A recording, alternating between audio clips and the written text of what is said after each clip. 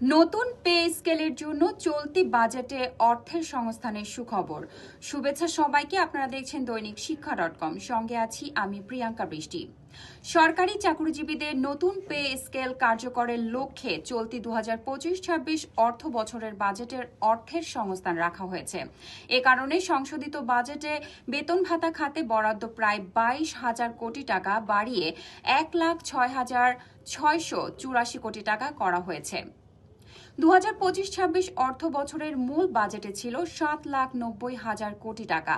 পরে তা 2,000 কোটি টাকা কমিয়ে সংশোধিত বাজেটের আকার নির্ধারণ করা হয় 7,88,000 কোটি টাকা, যা গত 24 ডিসেম্বর উপদেষ্টা পরিষদের বৈঠকে অনুমোদন দেওয়া হয়েছে।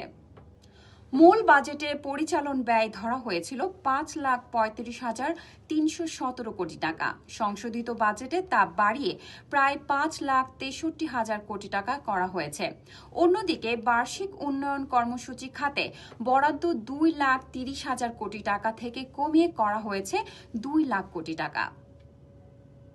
চলতি অর্থ বছরের সংশোধিত বাজেটে সরকারি কর্মকর্তা কর্মচারীদের বেতন ভাতা বরাদ্দ বাড়িয়ে 1,06,684 কোটি টাকা করা হয়েছে। তবে বাড়তি 22,000 কোটি টাকা পুরোটা নতুন পে স্কেলের জন্য নয়। এর মধ্যে ভাতা ও অন্যান্য সুযোগ সুবিধা বৃদ্ধির ব্যয়ও রয়েছে।